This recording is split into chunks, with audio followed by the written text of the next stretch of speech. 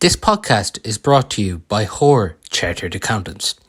Hoare Chartered Accountants are based in Galway City and are a leading provider of audit, accountancy and taxation services.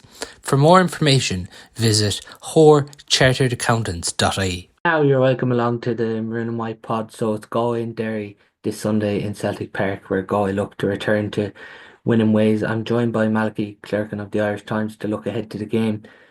Malgi, this game really becomes enormous this weekend when you consider both Galway and Derry losing their first two group games. Yeah, I was looking through it yesterday. I was looking at the fixtures for the weekend, and it's actually, I think it's the only one of the 8 games that both teams have lost their first game. So, like, you can't really say better than that. Like that, the stay, like we know that the group stage is still, harder to get knocked out of than to prosper in, but whichever team has lost 2 games after two, that's a tough road back from there. So it's a huge game this weekend. Yeah, it still could be that whichever team loses might mathematically be out because you could come down in this group as Hmm. well as three teams easily finishing on Hmm. 2 points with the way it is. Yeah, but at the same time, of course, that's mathematically true. But the team that loses will have lost 2 games in a week. And yes, mathematically, they can still haul themselves out of that. But that's a long way back mentally. It's a long, that's a big job to convince yourself that you're still a contender of any sort. You're still like, let's say you do get through. Let's say you do salvage something after having lost your first 2 games.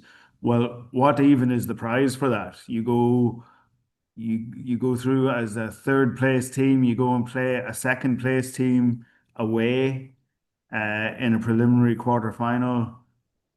And if you get through that, you go and play a quarter final against a team that's had a rest and who topped their group. So yes, mathematically you can get out of it. You still have a life after this weekend, but I don't know, psychologically, I'd say your season will certainly feel like it's done if you get beaten this weekend, and particularly if you get beaten, um, well, like if, okay, if you come just 1 point short in a thriller, like you can probably convince yourself that you still have something to offer, but it's going to be a long sort of recovery session and a long review early next week if you're going in bottom of the table, no points after getting a hiding. Obviously, looking ahead to Galway and Derry. So far for yourself, what have you made of Galway throughout this year? Like, there's times I look at Galway and there'd be like 10, 15-minute periods where I'm going, Jesus, how is anybody going to stop this team? They don't have a weakness. They don't like or any weaknesses they do have, they have found a workaround. Like they have thought their way through the their minus points. Um, and then there's other times I look at them and you're going, well, like that's all very well, but this team when they run into Donegal or a Kerry or maybe an Armagh, maybe those deficiencies will be shown up too much. But what I really like about them over the past few years under Joyce is how much they've evolved and how much that they have, as I say, kind of thought their way through problems.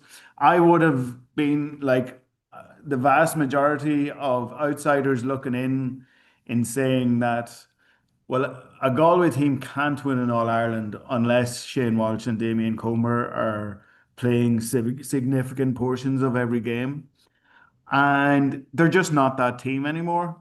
Um, just because of the injury profile of the two lads over the last 5 years, 4 years, they know that it's unfair to rely on both of them to be fit at the same time. And so instead of sort of moaning and crying about that and kind of going, Jesus, we'd have some chance if the two lads were fit and healthy and firing, they've just found ways around it, which I think has been incredibly impressive. The way that they have changed their style of play from a reliance on everything going through Shane, which they definitely were, say, I know, and I'm going back to sort of just before COVID and just after COVID, and even in the year that Shane was so brilliant in the All Ireland final in 23. Um, they have just found a way to be more efficient by including everybody, by making themselves a different sort of threat. Um, they have they really do have a handful of this, like a real sort of core eight, nine players that any team would just be delighted to have, and you're going from Johnny McGrath all the way up to Rob Finnerty in that, that, sometimes you look around teams and you go, well, that'll only take them so far. And their replacement on other teams are just that good bit better.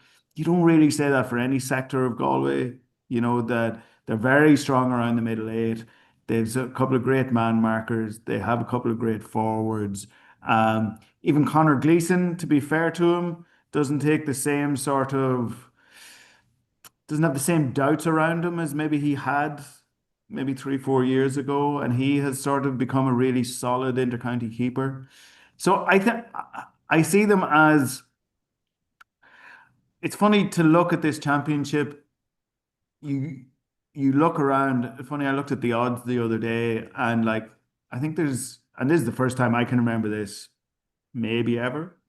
There's six teams are more or less the same odds for the All Ireland. Kerry are a bit shorter just because they're Kerry, I guess, and they have a kind of a handy route through to the quarterfinal.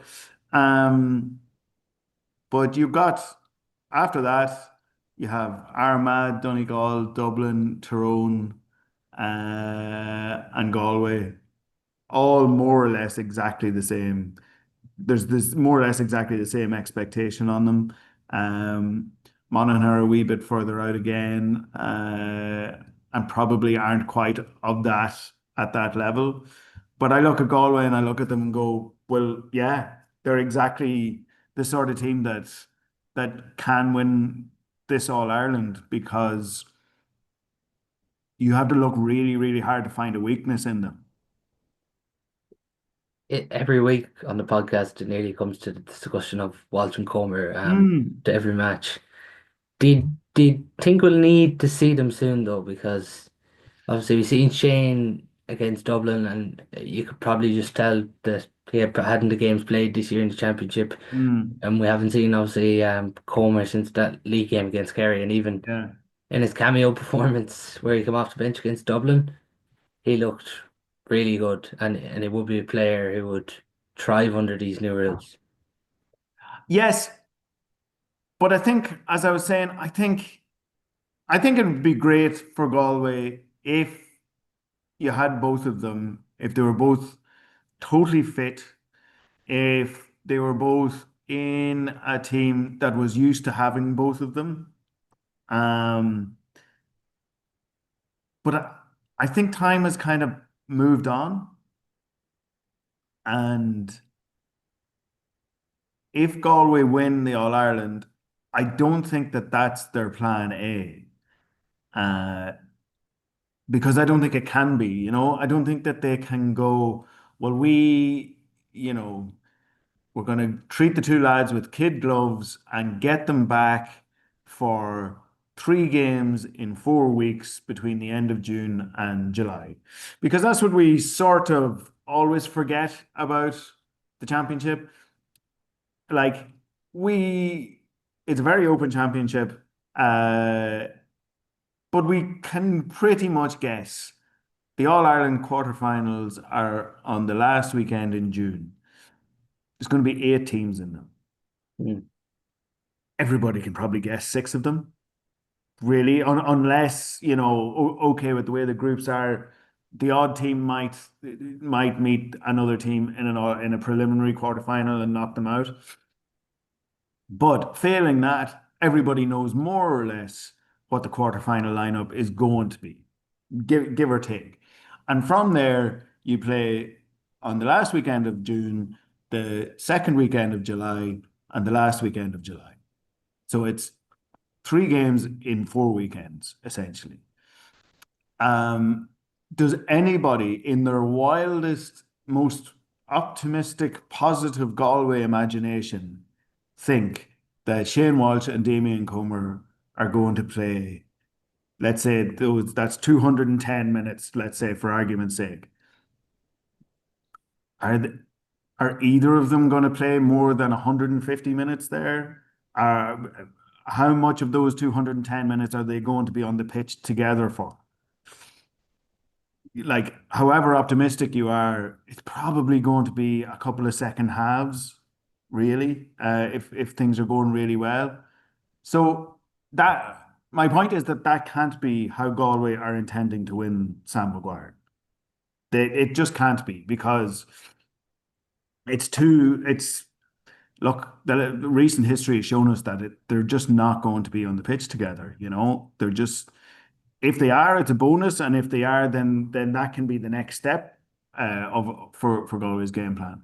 But I think Joyce and Cian O'Neill and John Divley and all of those have just moved on past that and have come up with better plan and the better plan like they've got the that new lad in Thompson looks Yeah, very Lee good, Thompson, yeah, really very good. good. For a lad, I hadn't heard of him really before this year.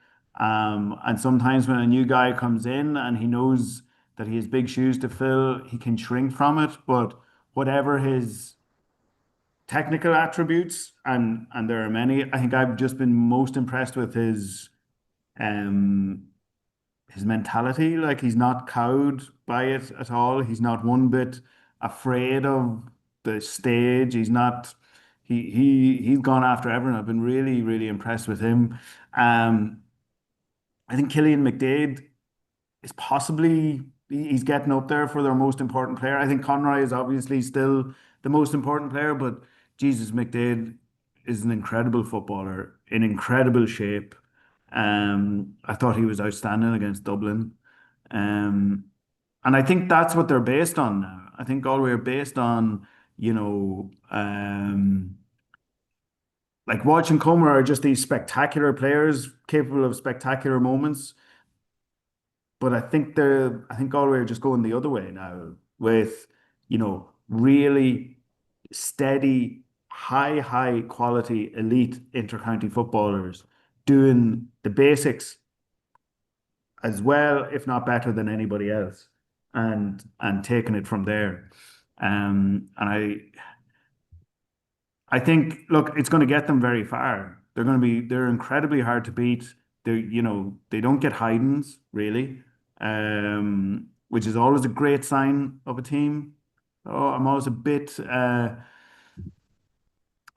little bit suspicious of a team that gets a league hiding somewhere along the way. I always thought that about Tyrone. Tyrone could always throw in a stinker somewhere along the line in the league and get beaten by 11, 12 points.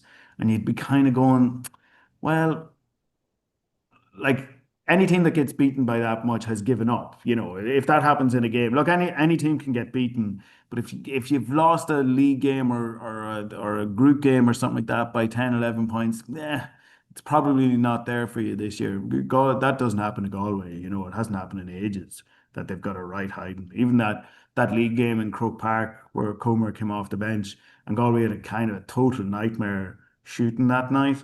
Yeah. Um, like still they weren't beaten out the gate, like they had every amount of chances to stay in that.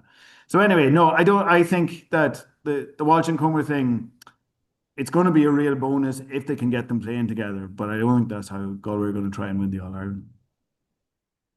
What do you think this weekend? Because Derry are just such a unknown quantity at the minute.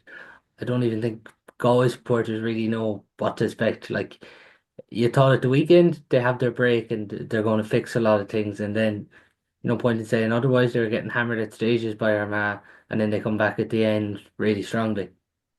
Yeah, like Derry are interesting. I have a certain sympathy for them a bit. They've just lost so many players to injury and retirement. If you take the team that won the league final on penalties against Dublin, that's only what, 14, 15 months ago. Yeah, From that team, they've lost Chrissy McCaig to retirement. Conor McCluskey, all-star cornerback, is injured. Gareth McKinless is injured, another all-star corner or defender. Paddy McGrogan missed an awful lot of the league. You like you're these are all-star players, you know. Um, they've been out. They haven't had a goalie.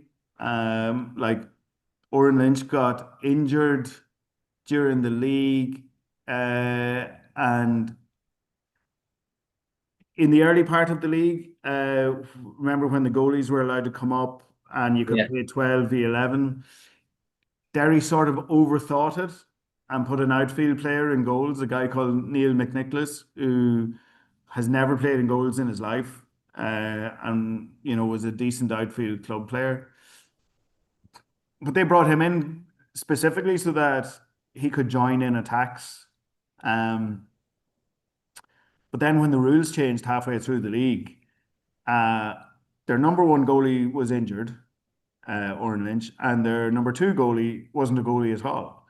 And so now they got to the stage where last weekend against Armagh, they played their number three or maybe number four goalie, a guy called Ben McKinless, um, who has no real intercounty experience, or certainly not compared to Lynch. And Neil McNicholas, the guy the guy who was sort of roped in during the league, didn't even make the 26 last weekend, you know. And so it's been a kind of a tale of woe for them. They haven't won a game in almost a year. The last time they won a match of any sort was against Westmeath, and that was the last group game in last year's Sam Maguire. Like after that, they beat Mayo in Castlebar, but that was on penalties. So let's say, for argument's sake, they didn't actually win that game, and didn't win a game in the league this year, even though like they had Kerry beaten, but gave away sort of three goals in the last 2 minutes or something stupid like that. Um, they had Donegal, and they were a few points up with about 15 minutes to go against Donegal and coughed up a lead there as well. Like they've had some good games. They have some good players. Obviously, Conor Glass and Brendan Rodgers and Anton O'Toole and Shane McGuigan are all very good. I saw Lachlan Murray didn't play last weekend against Armagh either, and he's very good. Um, so like I think it has been a real tale of woe. I think they are a team that I've noticed they let games get away from them very quickly. You know what I mean? Like if they don't start well, if like the Armagh game last week, Armagh were 4-1 up after having had four attacks in the first 4 minutes. So when they get away to a slow start, they can knuckle down, they can win ball at midfield, they can win their own possession and stay in games. But actually going and winning them, they're so low on confidence. Um, that I can't see it now. Home game, I'd say it's fair to say now that Celtic Park will not be rocking on the weekend. I don't think there's going to be a massive crowd there, because I think the Derry public have sort of lost faith a bit, and I just can't.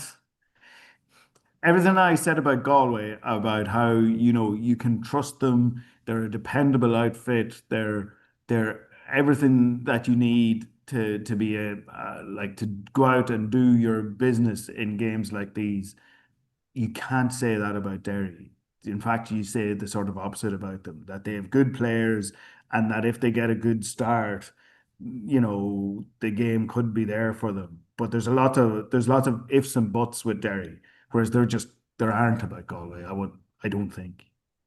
You think the draw in the league give Derry any confidence this weekend? Yeah, I mean, sure, it's going to have to. Do you know what I mean? Like Yeah. they have to find inspiration from somewhere. And so they have to grab onto something. And so that they can say, look, lads, when it came right down to it, Galway were trying to beat us that day and they didn't. And, that was one of the very few good days we had in the league. So maybe that's there. And to be fair to them, they haven't they didn't down tools against Armagh. Like they were whatever, 13 points down and got it back to four. And should have got it back to two, but they had a couple of bad wides near the end. So like they obviously know like the constituent parts of how to, even progress the ball up the pitch. They are well able to do, They will be a big threat on the Galway kickout, but they're a big worry on their own kick out. There is talk that Oren Lynch is back in the panel, but whether he's fit enough to play, like I think he had a pretty bad muscle tear midway through the league, and if that's gonna impinge on his kickouts, well, they're in big trouble. Like, because that was the big problem against Armagh was they just couldn't get their kickouts away. Um, Interestingly, against Armagh, especially in the first half, they backed off Ethan Rafferty's kickouts and gave him the corner back every time. So Rafferty would just so easily just chipping a little ball to the cornerback on his right hand side, and Armagh were working it out from there, which struck me as a bit passive now from Derry. I would have thought that if you're going to do it, then you have to pounce on that cornerback, but they weren't. Maybe they just weren't organised enough to do it well, and maybe that was their plan. They just didn't execute it properly. But I would say that if they press up, like they have enough really good fetchers around the middle in Glass, Tohill, and Rogers. Like there's plenty there. If they press up on Gleason's kick out and make him kick it long, then they have, and then they have Ethan Doherty in around getting the breaks. They have the basis there to be able to sort of do damage on the Galway kick out, but Who knows? Gleeson might kick it to himself again. oh well, indeed, and rightly so. Yeah, no. On the Dublin game, do you, Mm, like what did you take coming away from that? Because obviously that was one goal you're obviously targeting on the back of winning a Connacht title. It was yeah. the game and got pipped by that Tom Lahiff point right at the end. Like I took from that game, I think that if those two teams played each other 10 times, it'd end up five each. That was all I really took from that. When a game comes down to that, especially a group game, in the very last minute, Galway looked to have done enough to win it and didn't. Uh, but I wouldn't really hold it against them too much. They were beaten by the greatest goalkeeper of all time, finding a kick out that maybe only he could have found under that amount of pressure. So, you know, the other crowd go training 3 days a week as well, and essentially sometimes you have to just tip your hat to them. But I thought Galway were excellent. I thought they came out after half time and just wired into Dublin, got that goal.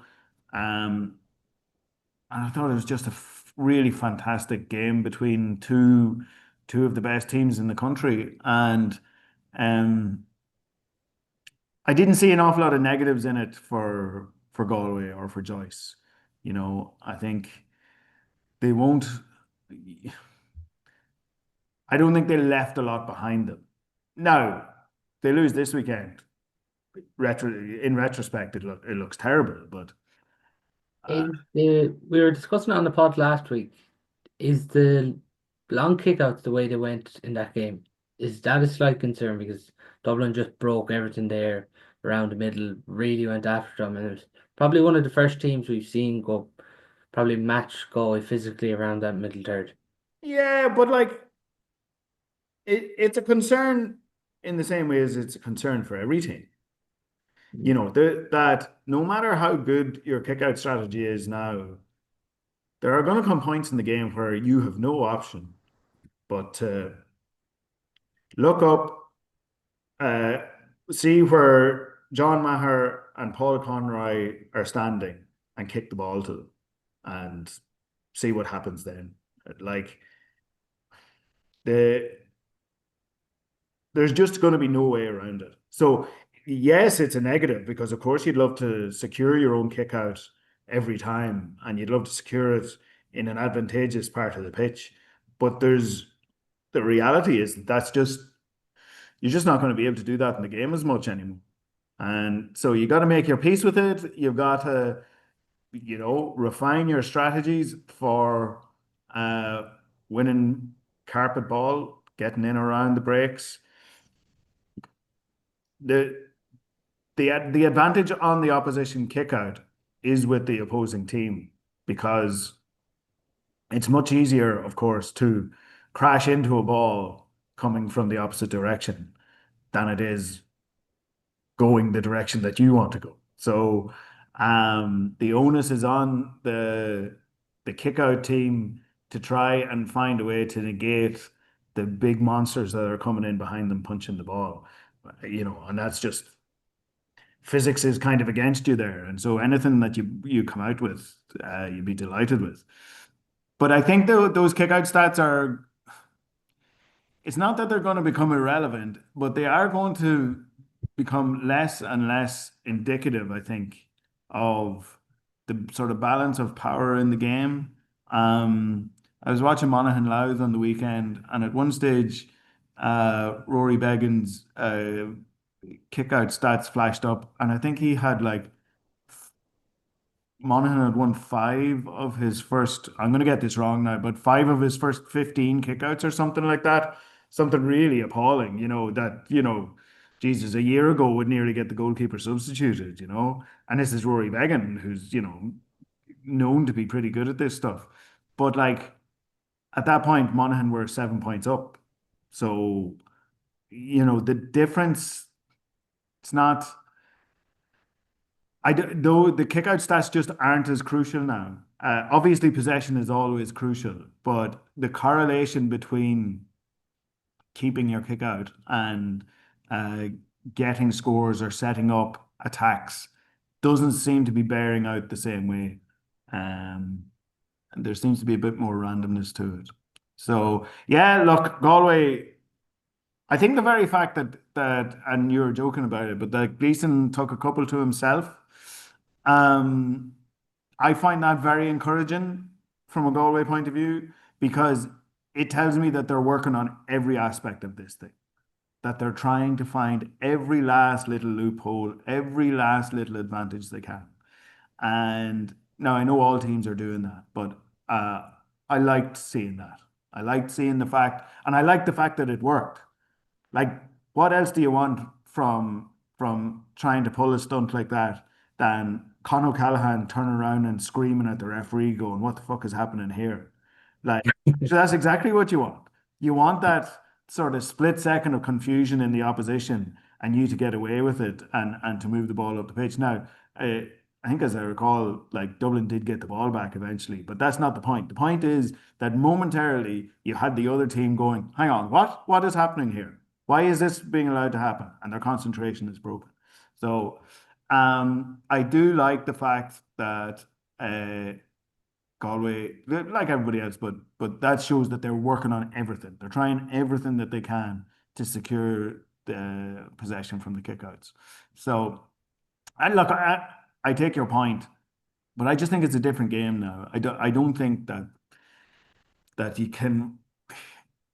I don't think there's any real point about worrying about what happens under when your goalkeeper has to go long because it's going to happen, and there's nothing really any team can do about it. These balls are going to have to go long, and in a way, it's better that they go long because if you lose possession, at least the other team is 80 yards from goal, and you can sort of set up then.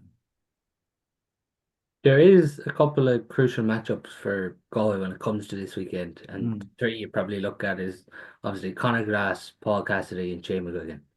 Yeah. Um, yeah, I'm not sure. Look, they had the players for them. I presume presumably Johnny McGrath on Shane McGuigan. Will it be like Dylan McHugh or Liam Silk on Cassidy? Um, and then will it be Conroy on Glass, or will Conroy kind of go and do his own thing and let Glass follow him? Can't do his own thing. I'd say Yeah, John Mayer maybe John possibly. Mayer on Glass. Yeah. So look, they have the players, like they're great matchups. I've really loved what the new rules have done for the likes of Johnny McGrath. Like you can see there's a lad that just loves it. Like, right, give me a one-on-one battle here, give me a job to do. Everybody clear out. I'm not going to be dependent on a zone here. I'm not going to be throwing off responsibility. This is my man, and I'm going to stop him. So I've really enjoyed that. I think he's a phenomenal, phenomenal man marker, and I've loved the sort of spotlight that the new rules have put on players like that because those sort of players kind of went out of the game really for the last 10 years. They just because defending was everybody's job and not just one person's job. So yeah, like I think that's it, that uh but like that's a sign as well of Derry's sort of decline. Like if we were talking about this game 18 months ago, you'd be going, right, well, Galway will also need a plan for Ethan Doherty. They'll also need a plan for Conor McCluskey, who is coming up from cornerback and scoring a goal every second game. They'll also need a plan for like Paulie McGrogan or Gareth McKinless or Kieran McFall or any of these players. And there has just been such a fall off, a collective fall off, that yeah, if you shut down Glass, McGuigan, and Cassidy out around the arc, it's gonna you're not gonna be too fearful of the rest of them beating you. Yeah, even if you look at McFall and Mm. Doherty as the wing forwards, they get up and down. But I think, as you mentioned, Galway probably have the matchups there, even to match up with them. Even someone like Sean Kelly there, and Yeah, but yeah, exactly. But even beyond that, like Derry just don't seem to have that sort of attacking spark or that yeah. level But of maybe if Murray comes back in, he adds something definitely. maybe. But even so, they just don't seem to have that level of even sort of attacking organization that they used to have. Where like Doherty was such a brilliant sort of link player between McGuigan and Glass or whoever was deep in the full forward line. It just seems to have fallen off a cliff for them to a greater extent. I get the sense you can't see Galway not losing this one this weekend. I mean, they shouldn't. I think they're 4 or 5 points better anyway. And then you take into account the players that are still missing for Derry, like Gareth McKinless and Conor McCluskey are serious, serious additions to any team. And look, all of these teams are all more level than we tend to give them credit for. But I think Galway are just they're so much further along than Derry. Um, they've been in two All Ireland finals in the last 3 years. They know what it takes, to get through these groups and to prosper. I would be stunned now if anything other than a win for Galway came here because like it'd be a real disaster. No, Yeah, oh, big time. like and Galway did have that tendency. They do have that tendency. How many years is Joyce in the job now? Is that the eight-ish? 2020 is when he came in, so this is 2020. Okay, this so is this is number his six. sixth season. And they have had that tendency, the odd time to you look at them and you think that they're a really powerful unit and they have huge potential, and then they slither out in an All Ireland quarter final or they slither out in the last 12 or something like that, and you go, ah, Jesus, Galway should be better than that. But I think that that era of Galway is sort of gone. Um, and I think I can't see them coming away from Derry beaten, uh, because Jesus, that would take the good out of almost everything that they've done the last couple of years, because to go back to what we were saying at the start, they've sort of evolved and rebuilt themselves so that they can get to a point where they're not dependent on one or two players. Um, and so I can't see them all of that having been built up and built up and built up, and then to go to Derry, who haven't won a game in a year, and lose. I'd be astonished now, really. Yeah, from even talking to a few supporters this week, there's a few a bit kind of cautious about this Derry team and going up here, but I think everyone feels it's just as we've mentioned, it's just a must win. Well, it's a must win. Now, look, Derry were unlucky in the league, right? You know, they got relegated. They didn't win a game. Uh, but like, it wasn't like, okay, they got beaten out the gate in a couple of them. But as I say, they should have beaten Kerry. They could have beaten Galway. Um, they're not terrible, right? So there is something in there. And if it clicks, it clicks. But I just think even coming down the stretch, if it's close, like Galway have had two incredibly close games with their last two games, right? And they won one and lost the other. But that has to stand to them. The practice of that has to stand to them.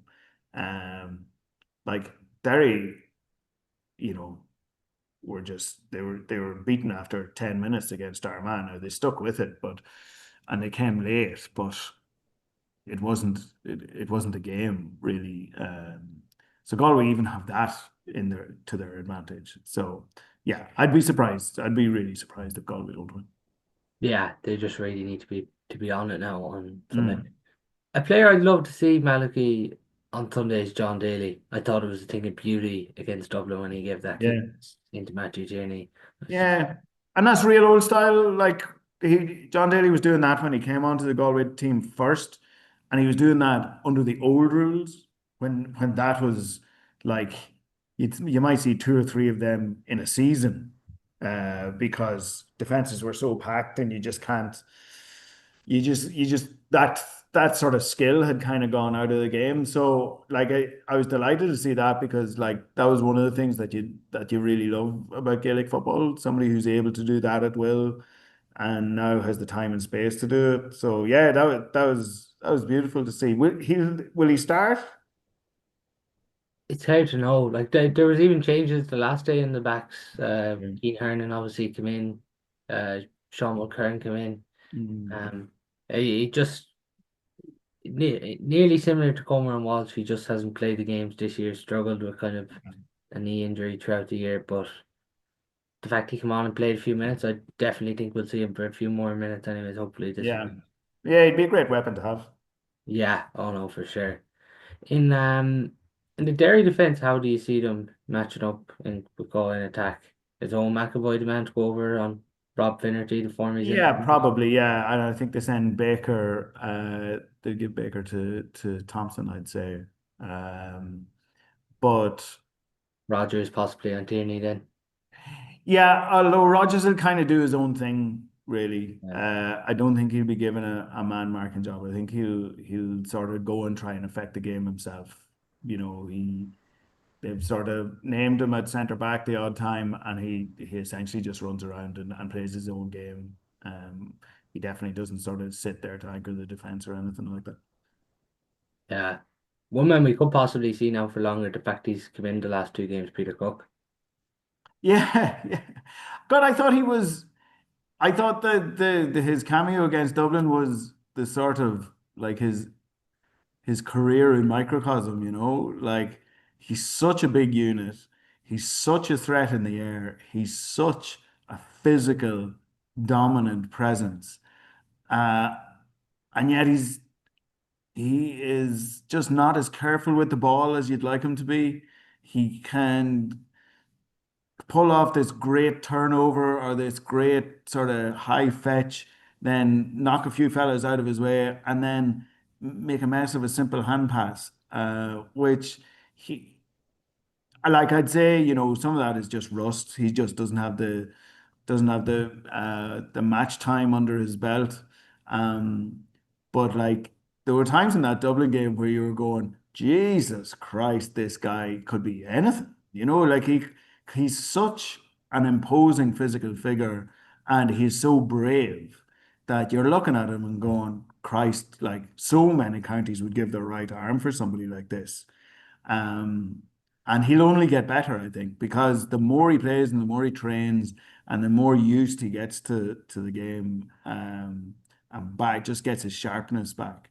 Uh, like you wouldn't be at all surprised to see him start an All-Ireland final if Galway are in it, that No. he's a phenomenal addition to be able to bring back in. But he does it's funny for a fella his age, like because I guess he's in his mid-20s or so. Um there was times the other night or against Dublin where you're looking at him and going, God, he looks like a raw 19-year-old, Obviously physically not so much, but just in some of the mistakes he was making, you were just looking at going, listen, just settle your head, lad. Like, you take a beat before you make the pass. But I think once he tidies all that up, like what a brilliant addition to have. Rob Finnerty has really revelled this year, being the I suppose, go-to forward with the two lads out. Like even the last day, 1-6, really impressive at Yeah. stage. Like I must say the night in Croke Park when he was taken off. Uh, that was when and this is going to sound sort of counterintuitive. That was when I looked at him and thought, all right, he's very comfortable in himself here. Because you could see even as he was being taken off that night, him and Walsh or him and Joyce were kind of smiling because he knew he was being taken off for being crap. Like him and Walsh had missed so many chances in that first half. Yeah, two And ten. you could see that Joyce was taking him off, going, listen, I can't have you out there because you're just missing everything. And he was kind of laughing coming off. And I just saw that as a guy that's comfortable in his own skin, right? 2 years ago, Affinity was being taken off for having been poor. You could see him coming off with his head down. You could see him coming off muttering to himself. You could see him coming off going, right, fuck, I've messed my chance here. But I think he was just coming off going, do you know what? It's not my night. The manager knows it's not my night, but he knows this isn't my usual performance. I'm not going to lose my place. I'm going to be good at training the next night. I'm going to be playing the next game, and it's fine. Um, so that to me, that looked like a player with confidence. And I think when he has confidence, he's a really smashing player. Because what he is, and these guys are few and far between, he's a brilliant left-footed kicker. And you only need to look over at your poor neighbours in Mayo who have been crying out for a left-footed free taker for well over a decade. Um, that is some asset to have. Just a guy who's completely dependable from that side of the pitch. Um, yeah, like you could see him winning an all-star opportunity, because he he thinks goal as well. He doesn't, he's not a bit shy about taking on his man and going for goal, and you can depend on him for those sort of two, three, four times when you get the ball into the full forward line. Because so much of the game is played out around the arc now. So much of it is about, half backs and half forwards and midfielders either setting up 2-point chances or setting up little balls just for players inside the arc. That the actual players in the full forward line, they almost get fewer chances now in a weird kind of way than they did in the old game. So they have to take them very, very smartly and very quickly. And Finnerty he doesn't dawdle on the ball. He just gets it bang over the bar or bang in the net. So he's a great again, like a totally settled part of the Galway team. He's not worrying for his place. He's not having to. He's not nervous about anything. And he's yeah, another great weapon. You're, you expect Galway to just get the job done at the weekend? Yeah, yeah, they should. Like, if they don't, like, what's it all for? Like Yeah. you can't. Like this is what it's all about. Like the Dublin game was a great game. They came out on the wrong side of it. That happens. Sport is sport. The other team are trying very hard as well. But you can't then go to Galway in a do or die game or go to Derry in a do or die game and not win. Like Yeah, it's that's nearly to remind the other teams why they're still contenders this yeah, week. totally. Yeah, yeah. Go and do it. Get it over with. Um, because like uh Jesus, I wouldn't be waiting depending on getting a result against Armagh in the last game. Yeah, well, I was just saying it to someone last night. Like, if you look at the Armagh games, obviously lost the final last year, Mm. didn't go our way in Markovic, didn't go our way in Carrick, so they do have the Indian sign overs. But as you don't want to be relying on that fixture is the thing, really. Well, whether the Indian sign or not, you can't. That's no way to do your business. To have to beat the All Ireland champions the next day out. No, like no, you have to go and beat Derry. You just can't be falling back on a game against the All Ireland champions. That's giving yourself way too much to be doing. And just before we finish up, who's Malachy Clerkin's favourite through the All Ireland at the minute? Fuck. I have no idea. And it is that kind of thing where I am watching teams every week and I am thinking exactly the same thing about any one of the six. And even look, being from Monaghan, I naturally don't think that Monaghan can win the All Ireland because like we have been to one final since or in our history in 1930. So like the leap to thinking that you can then go and win an All Ireland is too much for my small brain to be able to comprehend. But like, could I see them beating any one of the six teams ahead of them on a given day? Yeah, yeah, I could see that. I don't know if I could see them beating three of them in the space of 4 weeks. So we'll take them out of it. But the other six. Absolutely. I look at them and I see more or less the same thing in each of them. I see teams with strength throughout the pitch and I see them with slight weaknesses of different types. And so therefore, I do not see one team towering above the rest. I just can't. I can't. I think what's it going to come down to? Is it going to come down to squad depth? Okay, if that's the case, then Armagh have a bit of an advantage over other teams. And someone like, I don't think Dublin are that deep. I don't think Kerry are actually that deep. Donegal are, Donegal are deep enough, but yet when it came down to it in the Ulster final, and it went to extra time, they put back on three players that they had taken off. So that doesn't really scream squad depth. I think Galway have quite a bit of depth, and I think that's something that will stand to them because I definitely think that these All Ireland, when it gets to knockout, I think there's going to be extra times somewhere along the way, um, just because teams they're working out how to manage these end games so well that they will work out, okay, the clock is on 68 and we need 1 point to take this to extra time. They'll make sure they have the last kick of the game. So I think definitely a lot of these there's going to be more games than usual go to extra time. Um, so squad depth is going to really, really matter. So on that basis, I would put like probably Galway, Armagh, Jesus, maybe even Tyrone up there.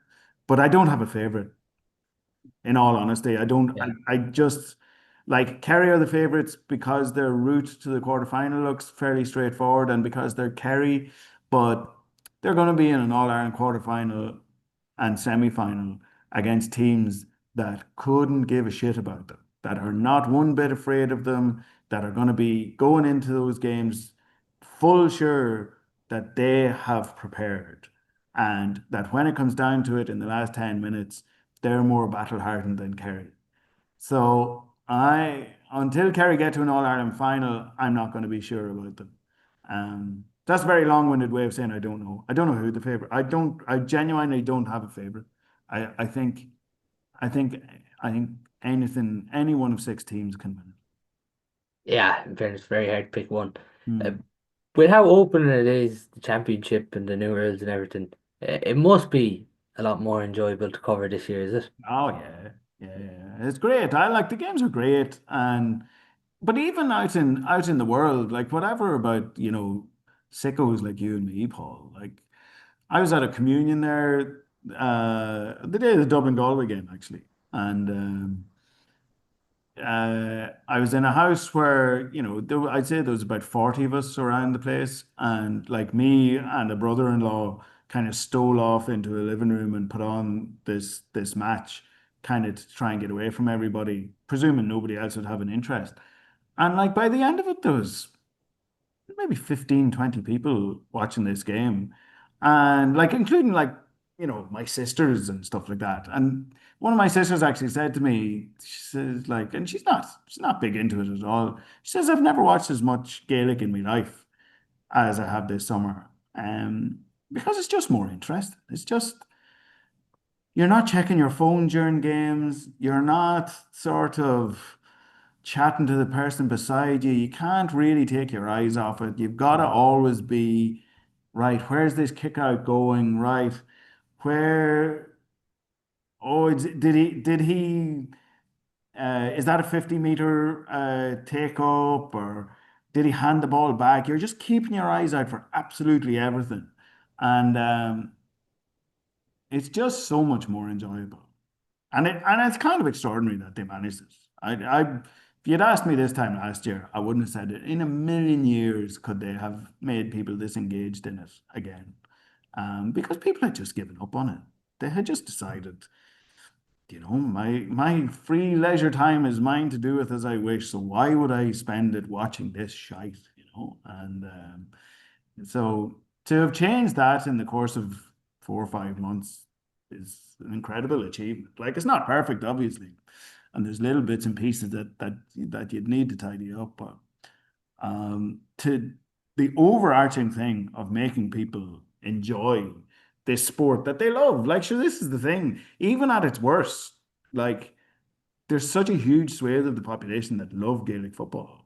Like that, it's part of our culture. It's what we grew up with. It's what is us. But like it had just, especially at intercounty level, it had just become such a grind, such an unlovely way to spend your time. Um, and to be able to change that has been a phenomenal achievement.